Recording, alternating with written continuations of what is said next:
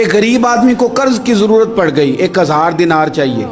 میں کہہ چکا ہوں کہ درہم چاندی کا ہوتا تھا، دینار سونے کا، اب 1000 دینار لینا ہے۔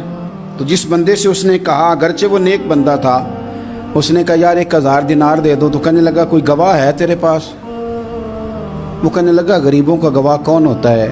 ہاں ایک گواہ ہے۔ کہا کون؟ کہا میرا رب، وہ تیرے اور میرے بیچ گواہ ہے۔ اس نے کہا کوئی کفیل، اگر تو پیسے نہ دے سکے تو وہ بعد میں دے دے، یا تجھے کچھ ہو جائے تو وہ دے دے۔ اس نے کہا کفیل بھی میرا اللہ ہی ہے، میرے پاس اگر ہے تو رب کریم کا نام ہے، اگر اعتماد کر سکتا ہے تو کر لے۔ بندہ نیک تھا، اس نے کہا رب کے نام پہ، رب کی کفالت پہ، اللہ کو گواہ بنا کے میں تیار ہوں تجھے 1000 دینے کو۔ اس نے 1000 دینار دے دیا، وقت واپسی کا طے ہو گیا۔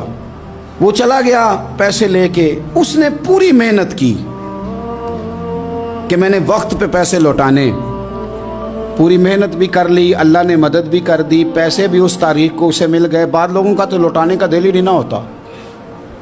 فرمایا حدیث پاک میں کہ تو لوٹانے کا ارادہ کر، رب تیری مدد بھی فرمائے گا۔ لیکن یہاں بہت سارے لوگ کہتے ہیں خیر ہے، ارادہ ہی نہیں، تو پھر جس طرح کا بندے کا گمان ہو رب بھی اسی طرح کا معاملہ فرماتا ہے۔ اس نے پیسے جمع بھی کر لیے اور واپس دینے کو تیار بھی ہو گیا، لیکن رستہ بحری جہاز کا تھا، کشتی کا تھا، دریا کے رستے واپس آنا تھا۔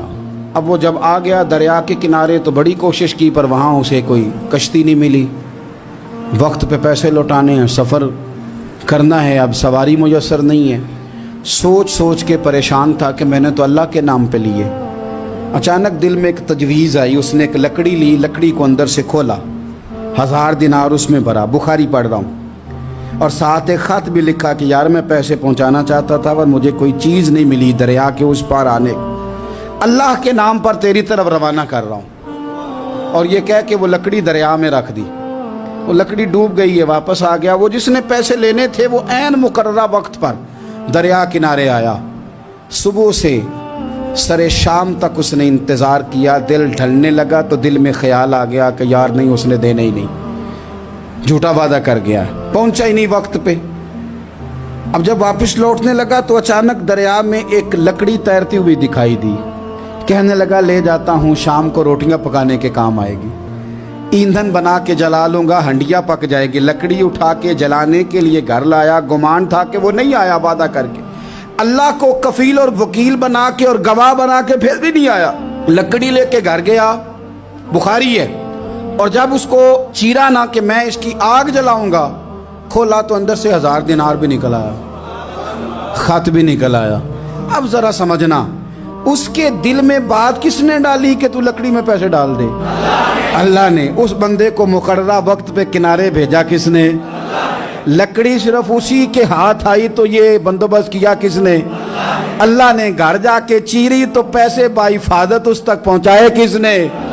تو پھر ہمیں بھی توجہ اللہ کی جانب ہی کرنی چاہیے، ہمارے پہ دل کی توجہ رب کی طرف ہی ہونی چاہیے نا، ہمیں ادھر ادھر جانے کی، دیکھنے کی، بندوں پر غور کرنے کی ضرورت کیا ہے؟ وہ پیسے پہنچ گئے، یہ وہاں اپنی جگہ پہ پریشان تھا، اس نے 1000 دینار اور جمع کیا۔ پھر دوبارہ ایک دن دریا کنارے آیا، کشتی مل گئی، بیٹھ کے اپنے اس بھائی کے پاس آیا، کہنے لگا دیکھنا مجھ پر بدگمان نہ ہونا، پیسے اس تاریخ کو بھی جمع کر لیے تھے، دریا پہ آیا تھا پر کشتی نہیں ملی تھی، پھر میں نے نا لکڑی میں ڈال کے خط ڈال کے تیری طرف بھیج بھی دیے تھے، لیکن آج میں پھر لے کے آ گیا ہوں۔ وہ کہنے لگا خوش ہو جا، جس رب کو تو نے میرا اور اپنا گواہ بنایا تھا اس رب نے میرے تک پہنچا بھی دیے ہیں۔ حضرت بلال حبشی۔ اب سیدنا صدیق اکبر فرماتے ہیں کہ رسول پاک گزرے، بلال کو مار پڑ رہی تھی، میرے حبیب پاک کی آنکھوں میں آنسو آ گئے۔ بے خبر ہو جو غلاموں سے وہ آقا کیا ہے، حضور کی آنکھوں میں آنسو، اور حضور نے دعا فرمائی کہ یا اللہ میرے بلال کو نجات دے دے، یا اللہ میرے بلال کو نجات دے دے۔ رسول پاک یہ کہہ کے گزر گئے، ایک کونے میں، حرم شریف کے کونے میں بیٹھ کے رسول پاک رو رہے ہیں۔ جناب صدیق اکبر نے کہا حضور کیا ہوا؟ فرمایا ابو بکر سوچ رہا ہوں خدا اگر مجھے پیسے دے تو میں بلال کو خرید لوں، اگر رب پیسے دے تو خرید لوں، سوچ رہا ہوں۔ جناب ابو بکر صدیق گھر گئے، گھر جا کے حضرت عباس کو بھیجا، کہا امیہ میرا مخالف ہے، مجھ سے وہ بات نہیں کرے گا، آپ جائیے، آپ جا کے کہیے بلال کو بیچ ڈالے۔ حضرت عباس نے جا کے کہا بلال کو بیچ دو. کہنے لگا میری قیمت بہت زیادہ ہے, 50 دینار کا میں نے خریدا ہے اور میں منافع لے کے بیچوں گا. حضرت عباس نے آ کے جناب صدیق اکبر کو بتایا تو ابوبکر صدیق فرمانے لگے چل مجھے ساتھ ہی لے جا, دیکھ لیتے. پہنچے, جب ابوبکر صدیق کو آتے دیکھا نا تو چڑ گیا. کہنے لگا ابوبکر اگر تو بلال کو خریدنا چاہے تو وہ جو تیرے پاس رومی غلام ہے وہ مجھے دینا پڑے گا, 2 لونڈیاں اس کے ساتھ دینی پڑیں گی, اور یہ 50 دینار کا ہے, میں تجھ سے 2000 دینار لوں گا. 50 دینار کا ہے, 2000 دینار لوں گا. حضرت صدیق اکبر رضی اللہ تعالیٰ عنہ نے فرمایا مجھے منظور ہے, مجھے منظور ہے, منظور ہے مجھے. تو ابوبکر صدیق نے وہ تینوں غیر مسلم غلام لیے, 2000 دینار لیے. حضرت عباس نے بھی کلمہ نہیں پڑھا تھا. کہنے لگے ابوبکر تو کامیاب تاجر ہے, کیا کرنے لگے ہو؟ تو حضرت ابوبکر صدیق کہنے لگے آپ نے بھی کلمہ نہیں پڑھا, آپ کو اس سودے کا پتہ نہیں, آپ ابھی اس لذت آشنائی سے واقف نہیں, آپ نے بھی یہ ذائقہ چکھا نہیں, آپ ابھی اس راہ سے گزرے نہیں, آپ کو پتہ نہیں یہ بھی ایک ذائقہ ہے, یہ بھی ایک سودا ہے, یہ بھی ایک لذت ہے, یہ بھی ایک گہرائی ہے, یہ بھی ایک مزہ ہے, اس کا بھی آپ کو علم نہیں, آپ نے کلمہ نہیں نہ پڑھا. محبت کو سمجھنا ہے تو نہ سے خود محبت کر, کنارے سے کبھی اندازہ طوفان نہیں ہوتا. فرمایا ابھی تو راہ گزر میں ہے, کہتے مقام سے گزر, ابھی ذرا آگے چلیں گے نا, جب آپ کلمہ پڑھیں گے تو آپ کو پتہ چلے گا. حضرت سیدنا بلال حبشی کو لینے کے لیے صدیق اکبر پہنچے, 2000 دینار, 3 غلام پڑھے لکھے سیانے سمجھدار. جب دیے نا تو امیہ کھل کھلا کے ہنسا, کہنے لگا ابو بکر بڑے گھاٹے کا سودا کیا تو نے, ابو بکر تو نے بڑے گھاٹے کا سودا کیا ہے. یہ پڑھا لکھا مجھے دے کے جا رہا ہے اور یہ ان پڑھ تو لے کے جا رہا ہے, یہ خوبصورت رومی غلام دے کے جا رہا ہے اور یہ حبشی کالے رنگ کا تو لے کے جا رہا ہے, اور 50 دینار کا غلام 2000 دینار میں تو لے کے جا رہا ہے. اتنے گھاٹے کا سودا, اتنی بڑی نادانی. حضرت جناب سیدنا صدیق اکبر رضی اللہ تعالیٰ کہنے لگے امیہ تو کافر ہے, لیکن تو نے ابھی بھی پیسے تھوڑے مانگے ہیں, تو نے بلال کا رنگ دیکھا ہے, میں نے مصطفیٰ کے عشق کا رنگ دیکھا ہے. فرمایا تو ابھی اس کے رنگ میں الجھا ہوا ہے, اور میں جو اس کے باطن کا حسن ہے وہاں تک پہنچ گیا ہوں. حضرت سیدنا بلال حبشی رضی اللہ تعالیٰ عنہ ساتھ کھڑے, ابوبکر صدیق رضی اللہ تعالیٰ عنہ نے ارشاد فرمایا اگر میں یمن کا حکمران ہوتا, یمن کا بادشاہ ہوتا, اور تو مجھے کہتا کہ بلال میں تب دوں گا جب تو مجھے یمن کی حکمرانی دے گا, فرمایا میں تجھے یمن کی حکمرانی بھی دے دیتا لیکن بلال کو ضرور خرید کے لے جاتا. حضرت بلال حبشی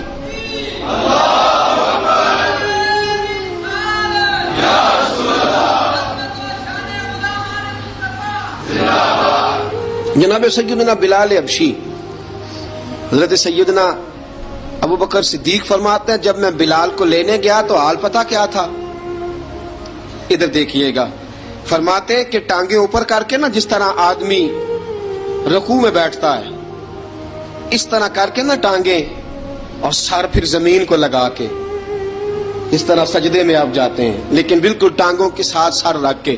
فرماتے ہیں 4 بھاری چکیاں ریت پہ حضرت بلال تھے, ان کے اوپر چکیاں رکھی ہوئی تھی, اور فرماتے ہیں حضرت بلال تھوڑی تھوڑی حرکت کرتے تھے تو وہ چکیاں جسم کے ساتھ لگتی تھی نا, پارٹ ان کے.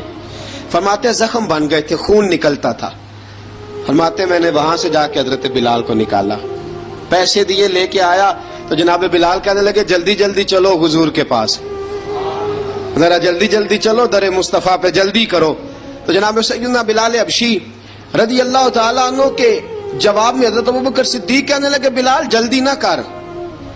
ایک واقعہ گلگت بلتستان میں پیش آیا. ایک شخص قبرستان کے پاس سے گزر رہا تھا تو اس نے کسی قبر سے یہ آواز سنی کہ مجھے نکالو, میں زندہ ہوں, مجھے نکالو. جب 1-2 مرتبہ اس نے آواز سنی تو وہ یہ سمجھا کہ شاید میرا کوئی وہم ہوگا, خیال ہوگا, کوئی آواز نہیں آ رہی. لیکن جب مسلسل اس نے یہ آواز سنی نا تو اس کو یقین ہونے لگا. وہ قریب کی کسی بستی میں گیا اور لوگوں کو بلایا کہ قبر سے آواز آ رہی ہے, تم سب میرے ساتھ چلو. انہوں نے آواز سنی, سارے لوگ آئے, وہ تو واقعی قبر سے آواز آ رہی ہے. اب یقین ہونے کے بعد لوگوں کو مسئلہ پوچھنے کی فکر ہوئی کہ پہلے علماء سے پوچھ لیتے ہیں کہ قبر کھولنا جائز بھی ہے کہ نہیں۔ وہ لوگ محلے کا جو امام تھا ان کے پاس گئے، انہوں نے کہا کہ اس طرح قبر سے آواز آ رہی ہے تو ہم کیا کریں، قبر کھولے یا نہیں کھولے؟ امام صاحب نے فرمایا کہ اگر تمہیں اس کے زندہ ہونے پر یقین ہو گیا ہے تو قبر کھول لو اور اس کو باہر نکال لو۔ یہ لوگ ہمت کر کے قبرستان گئے اور جا کر جو انہوں نے قبر کھولی، جیسے ہی وہ تختہ ہٹایا نا تو ایک عورت ننگی بیٹھی ہوئی ہے اندر اور اس کا کفن گل چکا ہے، اور وہ عورت کہہ رہی ہے کہ جلدی سے میرے گھر جا کر میرے کپڑے لاؤ، میں کپڑے پہن کر باہر نکلوں گی۔ یہ لوگ فوراً دوڑ کر اس کے گھر گئے اور جا کر اس کے گھر والوں کو واقعہ سنایا اور اس کے کپڑے چادر وغیرہ لا کر اس قبر کے اندر پھینک دیا۔ تو اس عورت نے وہ کپڑے پہن لیے۔ جب کپڑے پہن لیے نا تو وہ قبر سے نکلی اور بجلی کی طرح دوڑ گئی اپنے گھر، اور اپنے گھر جا کر ایک کمرے کے اندر چھپ گئی اور اندر سے کنڈی لگا دی۔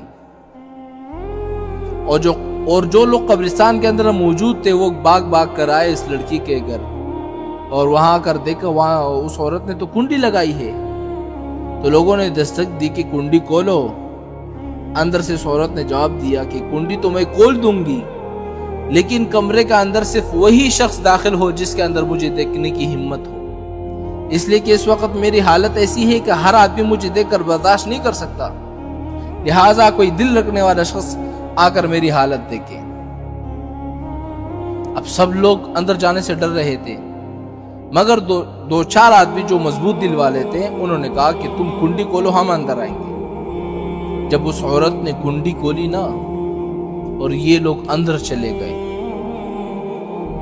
اندر وہ عورت اپنے آپ کو چادر میں چھپائی بیٹھی تھی۔ جب یہ لوگ اندر پہنچے تو اس عورت نے سب سے پہلے اپنا سر کھولا۔ ان لوگوں نے دیکھا کہ اس کے سر پر ایک بھی بال نہیں ہے، ایک بھی، وہ بالکل خالی کھوپڑی ہے، نہ بال ہے نہ کوئی کال ہے سر پر، صرف خالی ہڈی ہے۔ لوگوں نے اس سے پوچھا کہ تمہارے بال کدھر گئے؟ تو اس عورت نے پتہ کیا جواب دیا، سنیے گا۔ اس عورت نے جواب دیا کہ جب میں زندہ تھی تو ننگے سر گھر سے باہر نکلا کرتی تھی، پھر مرنے کے بعد جب میں قبر میں لائی گئی تو فرشتوں نے میرا ایک ایک بال نوچا، اور نوچنے کے وجہ سے میرے بال بھی نکل گئے اور میرے سر پر جو کھال تھی وہ بھی نکل گئی۔ اور اس کے بعد اس عورت نے اپنا منہ کھولا۔ جب لوگوں نے اس کا منہ دیکھا نا تو وہ اتنا خوفناک ہو چکا تھا کہ سوائے دانتوں کے کچھ نظر نہیں آیا، نہ اوپر کا ہونٹ ہے نہ نیچے کا ہونٹ موجود ہے، بلکہ 32 کے 32 دانت جو ہے وہ سامنے نظر آ رہے تھے۔ سوچو اگر کسی انسان کے صرف دانت ہی نظر آئے تو کتنا ڈر معلوم ہوتا ہے۔ اب لوگوں نے اس عورت سے پوچھا کہ تیرے ہونٹ کہاں گئے؟ تو اس عورت نے کیا جواب دیا پتہ ہے؟ اس عورت نے جواب دیا، میں اپنے ہونٹوں پہ لپسٹک لگایا کرتی تھی اور نامحرم مردوں کے سامنے جایا کرتی تھی، اس کی سزا میں میرے ہونٹ جو ہے وہ کاٹے گئے، اس لیے اب میرے چہرے میں ہونٹ جو ہے وہ نہیں ہے۔ اس کے بعد اس عورت نے اپنے ہاتھ اور پیر کی انگلیاں دکھائی۔ لوگوں نے دیکھا کہ اس کے ہاتھ اور پیر کی انگلیوں میں ایک بھی ناخن نہیں ہے۔ تمام لوگوں نے کہا کہ ناخن کہاں غائب ہو گئے؟ تو اس نے کہا کہ اس عورت نے پتہ کیا جواب دیا؟ کہا کہ ناخن پر میں کیا لگاتی تھی؟ ناخن پالش لگایا کرتی تھی کہ جس کی وجہ سے میرا ایک ایک ناخن کو کھینچا گیا۔ میں یہ سارے کام گھر کے باہر نکلا کرتی تھی، اس لیے جیسے ہی مرنے کے بعد مجھے قبر میں پہنچایا گیا تو میرے ساتھ یہی معاملہ شروع ہو گیا، مجھے سزا دی گئی، میرے بال نوچے گئے، میرے ہونٹ کاٹے گئے، میرے ناخن کھینچے گئے۔ اتنی باتیں کرنے کے بعد وہ لڑکی کیا ہو گئی؟ بے ہوش ہو گئی، مردہ ہو گئی، مر گئی دوبارہ جیسی لاش۔ تو ان لوگوں نے دوبارہ اس کو قبرستان پہنچایا اور کیا کر دیا؟ دوبارہ اس کو دفن کر دیا۔ تو اللہ تعالیٰ کو یہ عبرت دکھانی مقصود تھی کہ دیکھو اس عورت کا کیا انجام ہوا۔ اور اس کو کتنا ہولناک عذاب دیا گیا.